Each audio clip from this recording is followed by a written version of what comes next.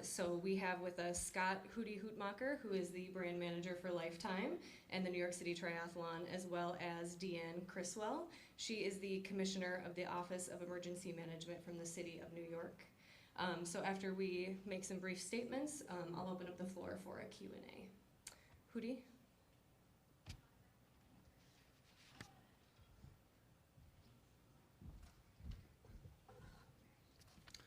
Thank you, Amy. Hello, everyone. Thank you for joining us.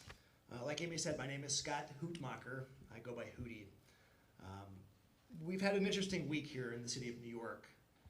As many of you know, this race has been around since 2001.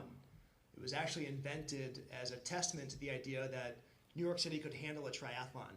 And this was in an attempt to win the Olympic bid for the 2012 Olympic Games. We all know that did not happen, but the success of the triathlon continued to date. And what started with a couple of hundred athletes back then has now turned into one of the world's largest triathlons. And sadly, for the first time, we had to cancel that event.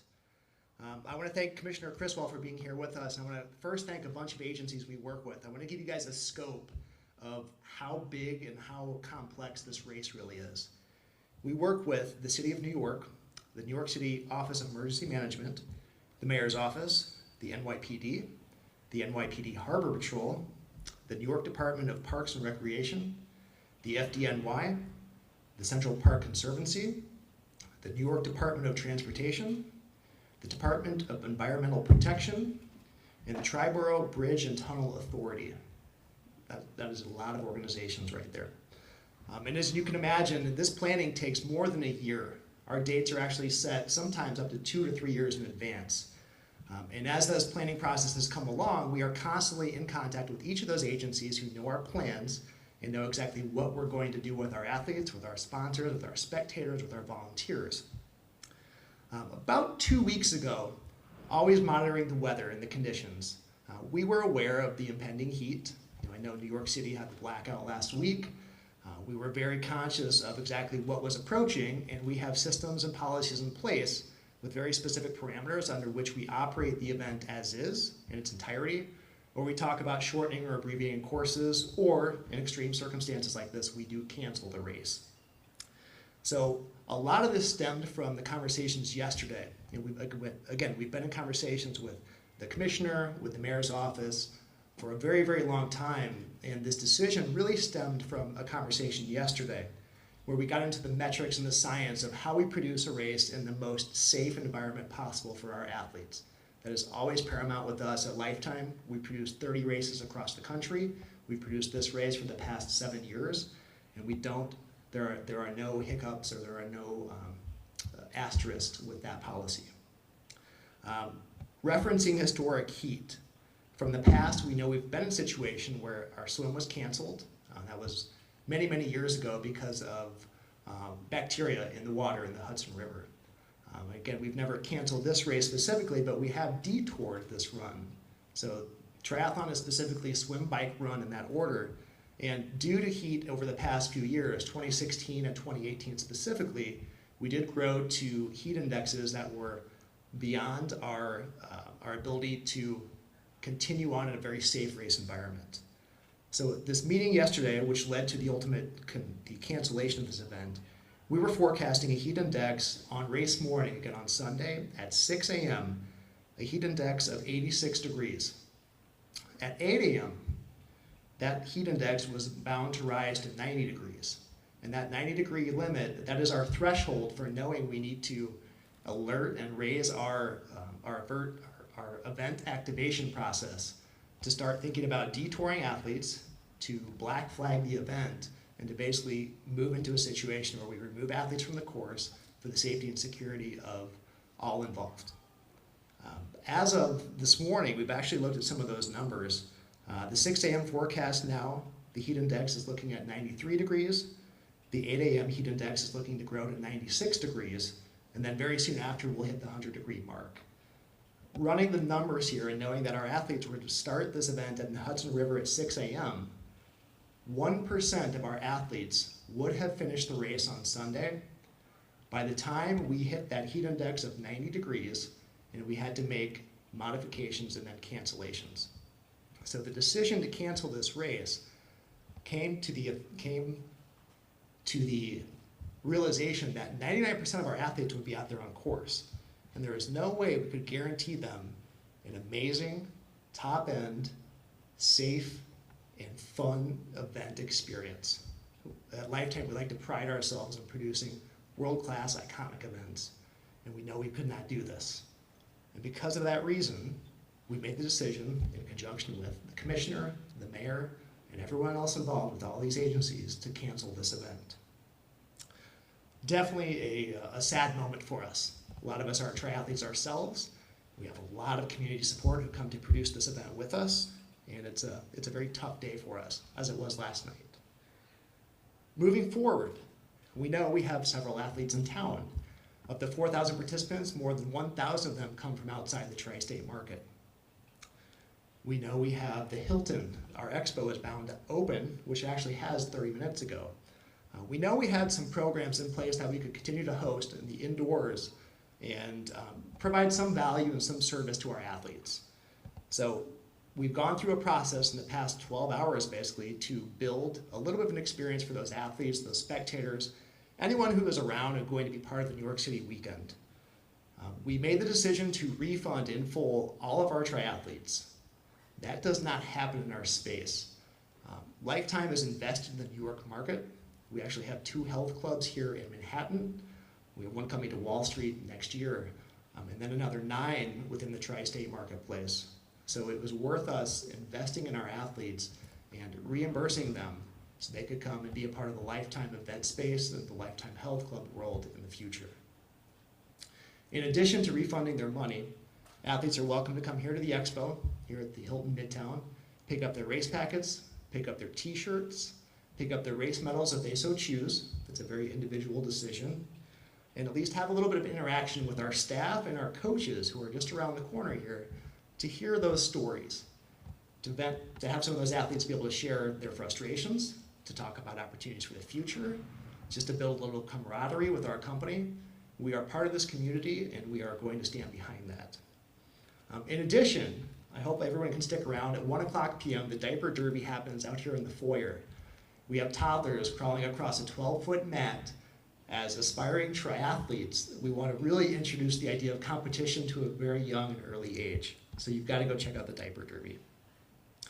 In addition, I know the commissioner will talk about this, but we have nearly 21,000 bottles of water, Gatorade Endurance, and other product that will go unused because of the lack of this race on Sunday.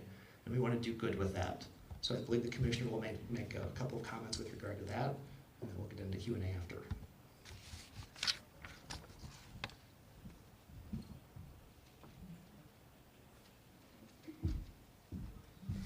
Thank you, Hootie. Thank you, Amy. And thank you for everybody for coming out here today. You know, first, I just want to say that this was a very difficult decision. We were in constant communication throughout the day yesterday. You know, and I want to just commend the Lifetime staff, and I was really impressed at the level of detail within their emergency plans, you know, and outlining exactly what steps would be taken. So we were able to go through that collectively and come to what we thought was the best decision for the health and safety of all the athletes that are out there. You know, it's hot. It's starting to get hot right now. It's going to continue to get hotter through the day today. It's going to be even warmer tomorrow. And right now, the temperatures for Sunday, where we thought they might come down a little bit, are still predicted now to continue going up. And so this heat is real, and the threat from heat-related illnesses is a significant concern for the city of New York, as well as everyone within the city. And so we did not make this decision lightly. It really truly was in the effort of protecting and ensuring the health and safety of not just the athletes, but all of the volunteers that were out there, as well as the spectators and the fans that were going to be on the sidelines as well. As we continue to go forward too, I just wanted to say, and I'm only going to add a couple comments here before we open it up. I am also a triathlete, and I really do understand the frustration and the disappointment that this decision may bring.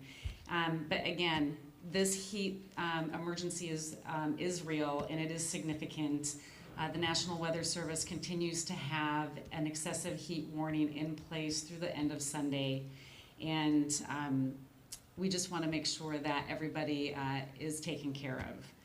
As Hootie did say, we do have, what did you tell me, 12 tons of fluid that is available, and we are putting a plan in place to donate all of that to those that need it the most throughout this increased heat over the weekend. And so we're going to work closely with our lifetime partners to make sure that that does not get wasted and it goes out to those that need it. I'd like to just close by, just reminding everybody that's out there that as you are going to continue to partake in some events through the weekend, definitely take precautions to protect yourself, your family, and your friends from the heat. Stay indoors if at all possible. Air conditioning is the best mechanism to relieve yourself from the heat. For those that are listening, we also have cooling centers that are available throughout the city to help also provide some reprieve from the heat. And if you sign up for Notify NYC, we'll be able to push additional information out to you as we have it. And with that, I'll turn it back over to Lifetime.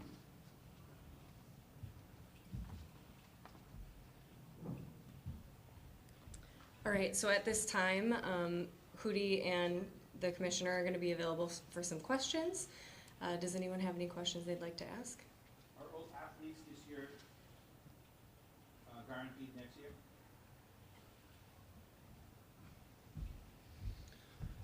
Great question. So the question was, are the 2019 participants guaranteed entry into 2020? And the answer is we don't know. Due to construction in our current venue, this was destined to be the final year of this race course as we know that. We will be moving the venue north, still in Riverside Park next year. We don't know yet the capacity for that course. We know it will be reduced by upwards of 40%. And because of that number, we know our current load, we had 4,000 athletes registered for this year. They will not fit in that space. So we're working on a program to give some sort of priority access to a limited number of this year's participants, in addition to offering the remaining slots to the general public. It's very important that we let the general public come and be a part of the New York City Triathlon race weekend. And again, we're working on plans, and we hope to in the next week have that unveiled. Does it be in July again? Like last year you had to shorten the run. Is there, I mean, it's hot, it's getting hotter in New York City. Are there any plans to shift it either earlier or later in the season, July? Sure. So the question was, are we continuing on with our race to be held in July?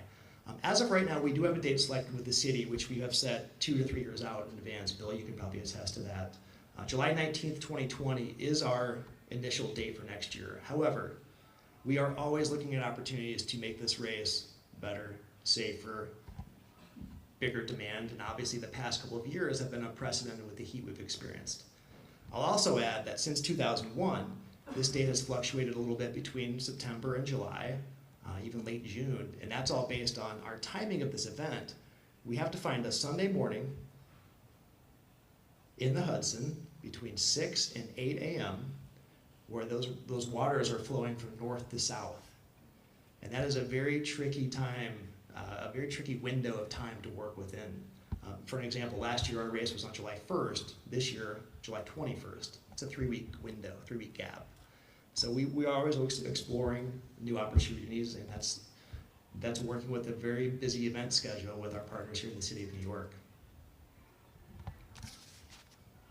People's hotel rooms getting refunded? So I can't speak to that. The question was, are hotel rooms being refunded?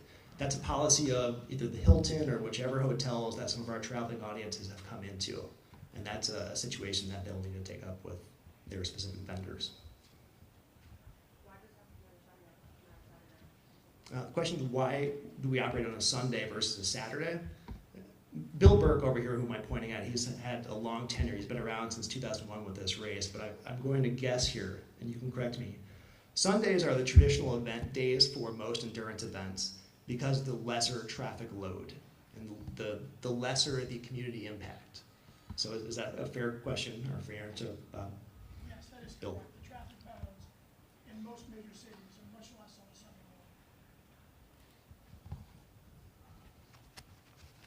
morning. Anyone else?